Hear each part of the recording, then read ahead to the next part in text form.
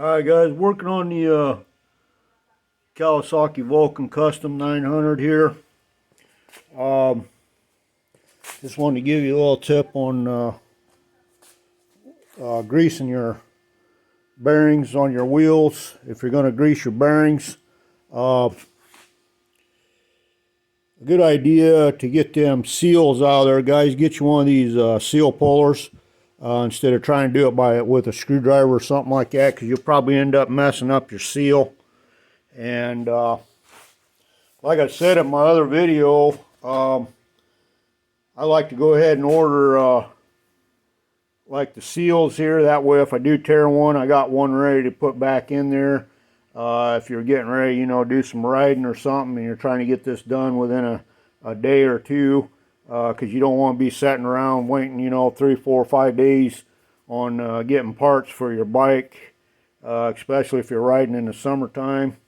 I mean, if you're doing this in the wintertime, wouldn't be a big issue. But anyways, guys, I thought I'd show you just when you pull these seals out, if this is what you're going to do, this is what I like to do on mine, is to go ahead when I'm getting the tires changed out on it, is to go ahead and check the bearings, make sure bearings are good.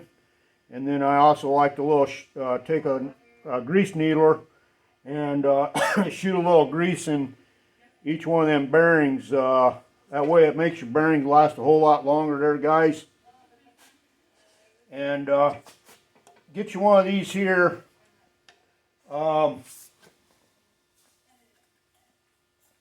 One of these seal pullers. Makes it a whole lot easier getting them seals out instead of trying to do it with a screwdriver or something like that, because you'll probably end up damaging it with trying to get it out with a screwdriver. You might be able to, but I always like to use these here, this right here, this seal puller, and just kind of work your way around the seal, especially if you got one that's in there, it's kind of corroded a little bit and it's real tight. You'll have to work around that, and eventually it'll start working its way up out of there, guys. You want to try to do this without damaging your seal. And there it is, popped it right up out of there, guys. So then once you get your seal out of there, guys, you take your one of these grease needlers here and work it down inside that seal of that bearing. And once you get it worked down in there, I went ahead and already greased that earlier. But anyways, what I like to do is work it in there, give it a couple shots till I see a little bit of grease starting to come up out of there, and then I'll go ahead and rotate that bearing around a little bit in there to get that grease moving around in there, and then I'll hit it one more time. That way I know I got them bearings greased up real good. And then to put your seal back in, guys, sometimes you can just press them in with your thumb. If you can't get it in there with your thumb, take you one of these here, take your rubber mallet and just tap it down in there, guys, till you get it flush with the wheel, like that. So there it is, it's flush, and this here front wheel is ready to go back on. So I'll move you around here and we'll show you how to put that front wheel on. It's not too big of a deal. I won't spend a lot of time here on that. Pretty simple. The front's not too difficult. The rear's a little more time consuming on the rear. But on this front one here. Also, guys, while you got your wheel off there, I like to go ahead and put a little polish, put a little wax there on the wheel there. Since I got it off, makes it nice and easy to put your wax on there. And Get your spacers back, put your spacers back in there on each side. And I went ahead and already greased the front axle shaft there. You want to put a little grease on that. Put some synthetic grease on that axle shaft. You want to put a little grease in that. And see if we can get this back up in there. Just pick it up. Put it in between your brake pad there. Try to line everything up the best you can. Kind of difficult to do, especially since I got this thing up so high. I should have maybe lowered it a little bit on the stand, but see if we can get her in there anyways. If I can get her started there, we should be all right. Probably catching on that there is a like a sleeve in between them two bearings there, guys, and kind of just gotta work it around in there until you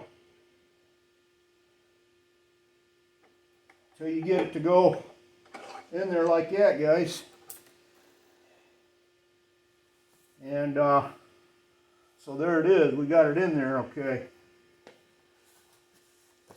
If I'd have had that jack a little bit lower, it would have been a little bit easier for me to put that on there.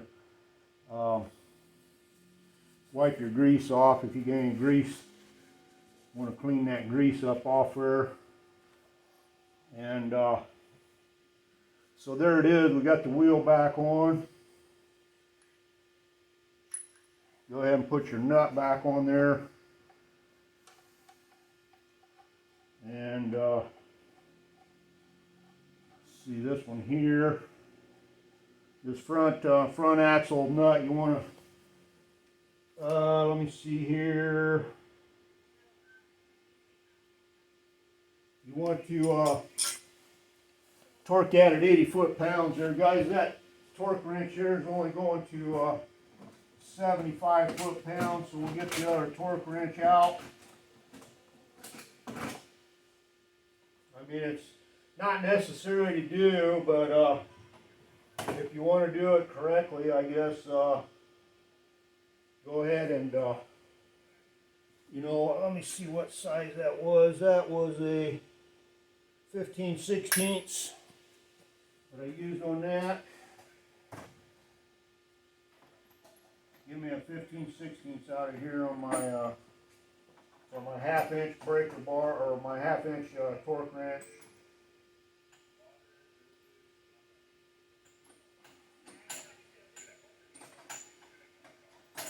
So we'll set that torque wrench there at 80 foot-pounds. I mean, like I said, guys, I mean, some guys don't torque them. They just, you know, tighten them down to where they think they're pretty close to 80 foot-pounds. So, I mean, if you want to do it that way, you can. I just go ahead and, since I got the equipment to do it, I just go ahead and do it. Go ahead and torque it down. And you may have to put your screwdriver back in there so that doesn't turn on you, guys, until you get 80 foot-pound torque on there.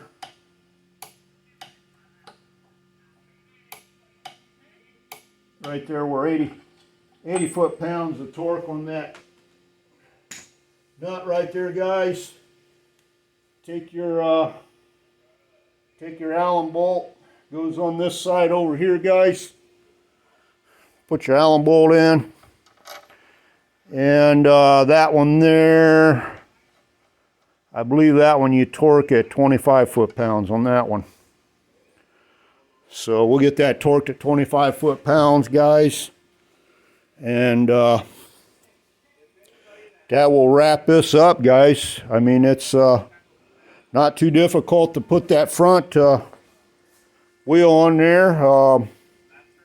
you know, get your bearings greased up if you want to, or if you want to change your bearings out. I mean, you can do that as well. It's not too hard. But I got 38,000 miles on this bike, and I feel that the bearings are nice and tight yet. There's no when I turn in them bearings in there around, there's no roughness in them. They're turning real smooth yet. And like I said, guys, every time I do before I was doing both the front and the rear at the same time, and I was noticing that I still had probably half tread left on the front tire. So that last tire change that I did, I left the front tire on and I just changed the back tire. And like I said, I got pretty close to 19,000 miles out of that front tire. I probably could have went another 1,000 miles on that yet. And I had about 9,000 miles on that rear tire. Just saves yourself a little money. If you do that though, guys, make sure you run the same brand tire and the same, you know, you want to run the same tire as you got on the rear, your front and the rear. You don't really want to mix them, make them different.